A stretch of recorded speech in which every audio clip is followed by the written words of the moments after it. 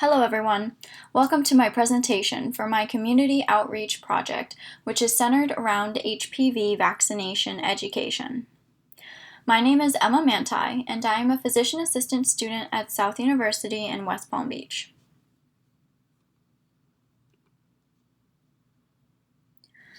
During this presentation, I will review the learning objective for this project, tell you all a little about me and the PA profession, discuss why I chose this topic, have you complete a pre-quiz, give you the background of HPV, discuss the HPV vaccine and subsequent outcomes, have a small activity, have you complete a post-quiz, and then there will be a conclusion where I will review everything I've gone over during this presentation.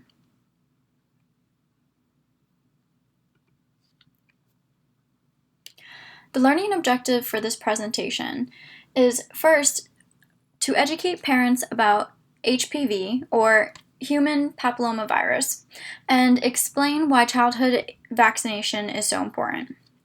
Parents are expected to utilize what they learn in this presentation to educate their children about HPV and understand how to protect them from it. The overall goal of this presentation is to educate parents of adolescents about the importance of the HPV vaccine, and in doing so, increase HPV vaccination rates of adolescents. The target audience for this presentation is parents with children 12 years or younger. Additionally, this information will be beneficial for any expecting parents.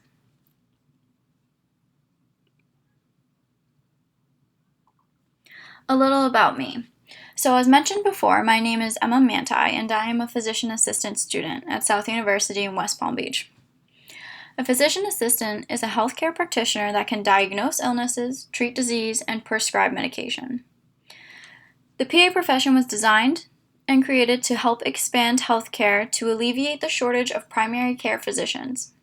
Dr. Eugene Stead is credited with putting together the first class of PAs composed of Navy hospital corpsmen at Duke University in 1965. Now let's watch a short video about the history of the PA profession.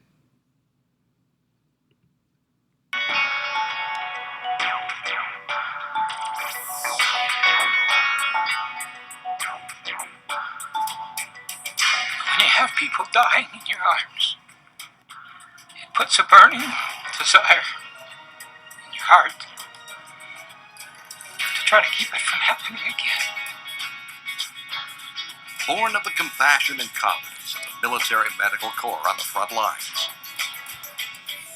and a need for clinicians to serve on the home front. Over the last half-century, physician assistants have offered comfort, care, and hope, from world wars to the war on poverty. And in the words of Jennifer Jones, our PA provides so much more than medical care. She offers them their dignity, and they love her for it. the PA profession has its roots deep in the heart of American medicine, in a rural general practice in North Carolina. There, in 1940, Dr. Amos Johnson trains his employee, Henry Buddy Treadwell, to be his doctor's assistant. They work shoulder to shoulder to provide care to those in need. As medicine evolves in the 40s and 50s, the demand for physicians grows so fast the supply can't keep up.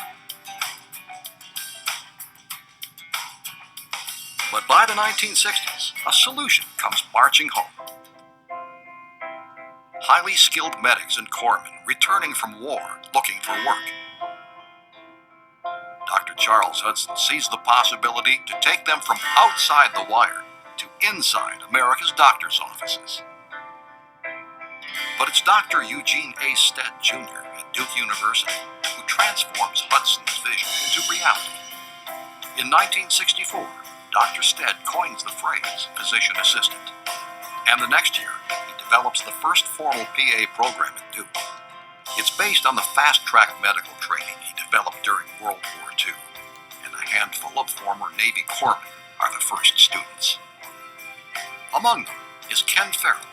In the words of Ken Farrell, Working up a patient in a hospital was probably easier for us than it was for the medical students, because we'd already seen so many patients in the military. In 1966, a Look magazine article catapults the PA concept into the national spotlight. The following year, Dr. E. Harvey Estes takes the reins of Duke's PA program, and on his watch, the first class graduates on October 6, 1967. With thousands of corpsmen returning each year, many more graduates will follow in their footsteps. To quote Rear Admiral Michael Milner, "I still feel the connection to those first PAs and the combat medics and corpsmen of the Vietnam era. They made a mark on me, and I silently thank them every day for helping me become a PA." From 1968 to 1972, Estes holds a series of groundbreaking conferences that solidify the future of the PA profession. The American Academy of Physician Assistants is officially registered. In the coming years, PA programs spring up across the country, including Dr. Richard Smith's MEDEX, Medical Extension, in Seattle. MEDEX trains and deploys former corpsmen to rural primary care practices throughout the Northwest. Gino Gianola was one of the early MEDEX PAs. As he remembers it, Dr. Smith knew what corpsmen and medics could do, and thought the PA profession was a very good use of that experience. In the coming years, as PA programs spread, organizations formed to set standards, assure competency, and provide certifications for physician assistants. In 1987, National PA Day is established on October 6th, the 20th anniversary of the first graduating class of PAs from Duke, and also the birthday of Dr. Eugene Stead. Over the years, the PA career has grown by leaps and bounds. Today, PAs can prescribe medication in all 50 states, and they've served in state and national legislatures, and visited the White House to speak on health care reform. In the words of Rachel Stark Farrell, Once I became a PA, my life changed. The fact that I had a skill and something that I could pay forward, give back, it never crossed my mind to not be of service. the story of how PAs came to be is one of the great tales of innovation in American medicine. It's a bold experiment that continues to yield new results. But one thing remains the same. PAs still reach out to people in need of care across America and around the world, finding joy in serving others.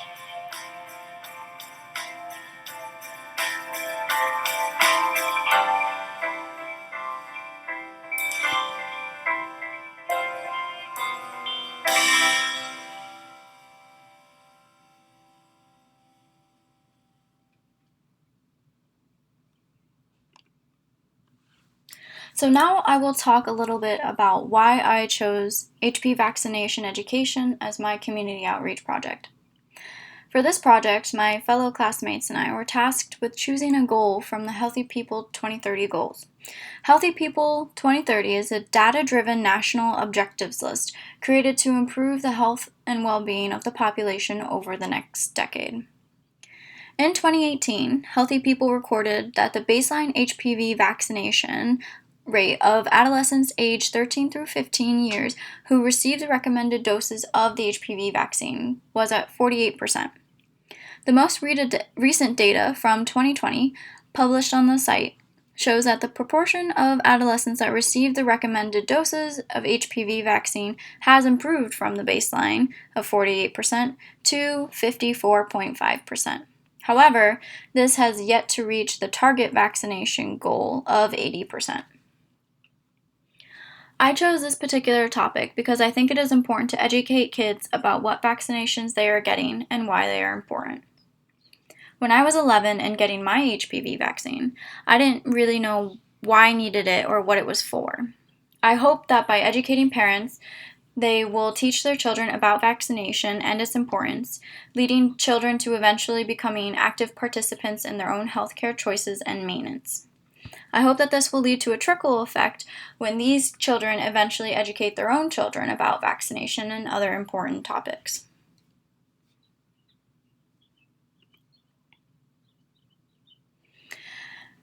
Now we're going to complete the pre-quiz. If you don't have paper and a pen ready, go ahead and pause the video to grab some. Then, when you're ready, you can answer each question with a yes or no. So question 1, do you know what HPV stands for? Question 2, do you know that HPV can cause genital warts and cancer? Question 3, do you know what age is recommended for HPV vaccination? Question 4, do you know that HPV is a sexually transmitted infection? Question 5, do you know how to talk to your children about HPV and vaccination? Once you're finished, you can go ahead and set aside the paper. You won't need it again until we go to complete the post-quiz at the end. Now that we're done with the pre-quiz, we can move on to discussing the background of HPV. So what is HPV? Well, HPV stands for human papillomavirus. As you can guess from the name, it is a type of virus, and viruses can't be treated with antibiotics. There is currently no treatment for an HPV infection available. This particular virus is a common STI, or sexually transmitted infection, and it is spread through vaginal, anal, or oral sex with someone that has the virus. This virus affects both males and females. Usually, a HPV infection goes away on its own, but it doesn't always. And when it doesn't go away, it can lead to more health problems like genital warts or cancer. There are many different types of HPV, but there are known types that can cause cervical, vulvar, vaginal, penile, anal, and oral pharyngeal cancer. The types can be broken down into low-risk types and high-risk types. Types like 6 and 11 are considered low-risk types, and they are known to cause genital warts, while high-risk types like 16 and 18 are most notably responsible for causing cervical cancer. Now, what can you do to prevent getting HPV? As an adolescent between ages 11 to 12, you can be vaccinated with the HPV vaccine. I'm going to go more in depth in the next slides about vaccination. As an adult, if you are sexually active, you can practice safe sexual behaviors such as using protection like condoms. This can reduce the chance that you will contract HPV as well as other sexually transmitted infections. You can be in a mutually monogamous relationship and only have sex with someone that is only having sex with you. It's also important to have open conversations about your and your partner's sexual history. As an adult female, you can get regular cervical cancer screenings, which also check for HPV infection. This is important since an HPV infection can lead to cervical cancer. Pap smears, which is what you get to screen for cervical cancer, should be completed every 3 years starting at the age of 21. You can also always follow up with your gynecologist sooner than the 3 years as needed.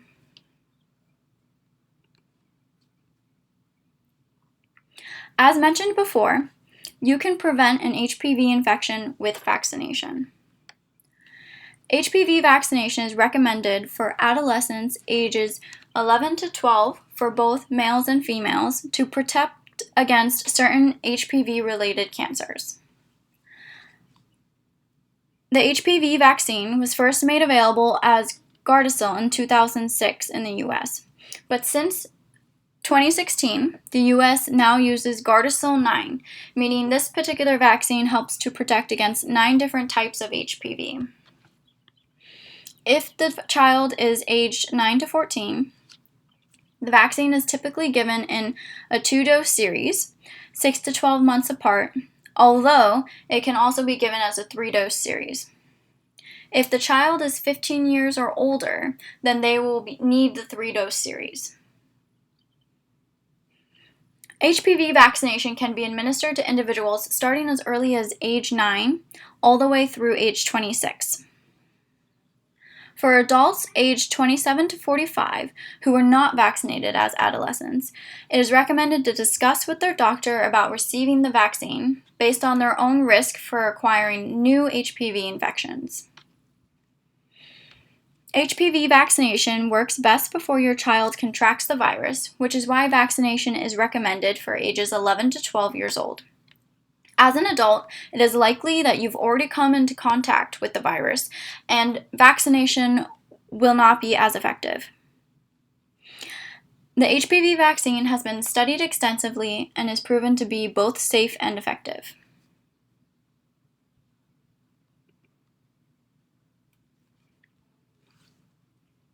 So, outcomes.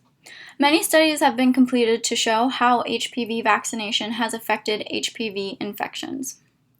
Older studies that took place shortly after the introduction of the vaccine showed that only after a few years of vaccine administration, there was a decline in HPV infections as well as genital warts. More studies after that were able to show that the HPV vaccine also played a role in decreasing the incidence of precancerous cervical lesions. And the most recent studies have showed that HPV vaccination can actually lead to a lower risk of invasive cervical cancer.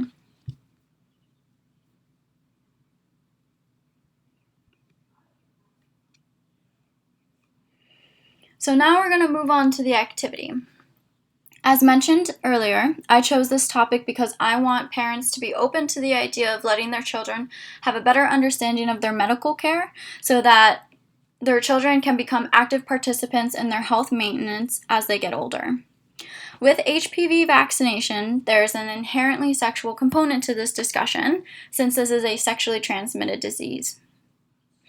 This activity will go over points to consider when talking to your children about sensitive subjects like sex so that you're prepared when your kids ask questions. Research has shown that teens who have regular conversations about sex and relationships are less likely to engage in risky behavior with their sexual health. So here are some important tips when having these conversations with your child. Tip 1. Let your child know it's okay to ask questions and make sure that your child feels comfortable coming to you to ask you anything that they might want to know about. Tip 2. Listen to what they have to say. Let them know that they can come to you without fear of shame or judgment. Tip 3. Engage with them and see what they know. If they ask you a challenging question, you can ask them what they already know about that subject so that you can fill in any gaps or correct any wrong information. Tip 4. It's better to have many small discussions rather than one large one. This keeps them from becoming overwhelmed with information all at one time. Now let's watch a short video about what not to say and what to say when talking to your kids about sex.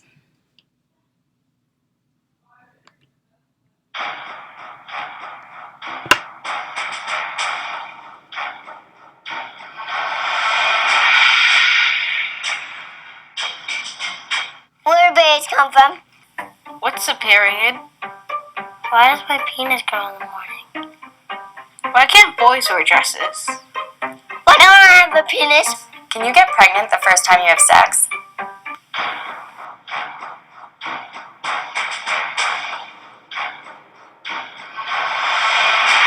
Why get boobs?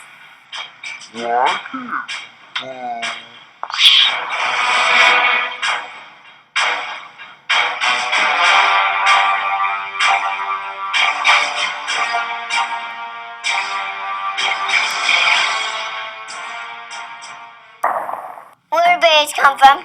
Look, a bird. Check Wikipedia.com. Wiki what?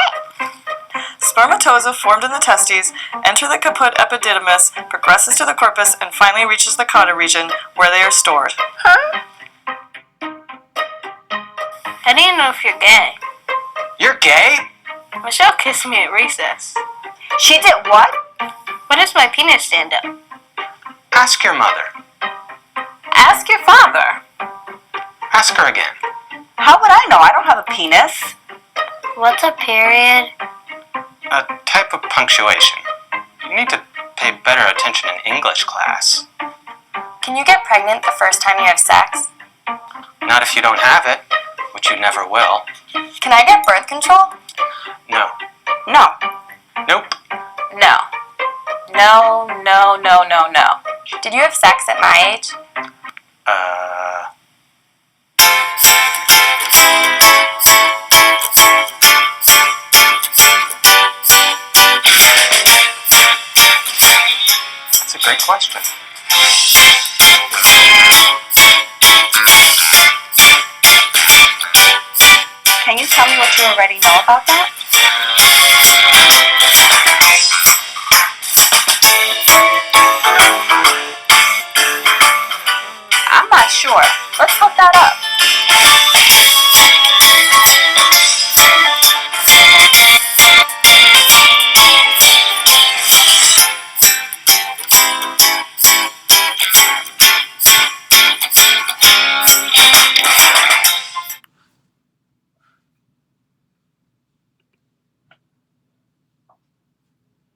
Okay, so now we've reached the post-quiz section. You're going to go ahead and answer these questions and then compare to your pre-quiz. Pause the video if you need to. As you will notice, these are the same questions that you saw for the pre-quiz. The goal of this post-quiz is for you to have all yeses as answers. This quiz was specifically designed to address the topics discussed in the presentation today. I hope you all learned something from this presentation and that you passed the post-quiz with flying colors. Please feel free to comment on the video below and let me know how you did.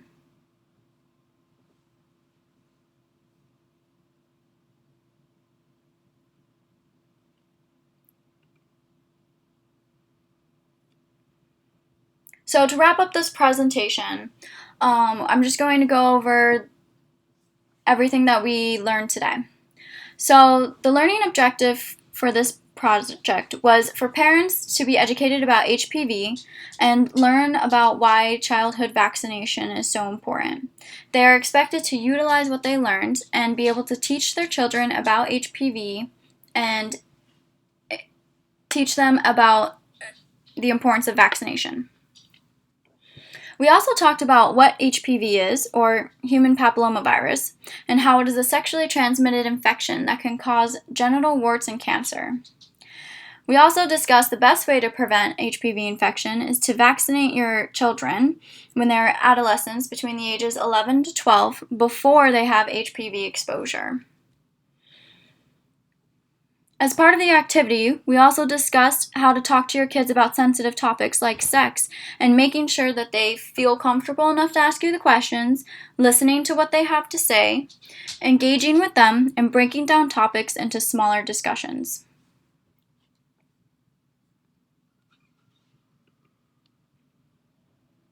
So here are some of the references I used for this presentation.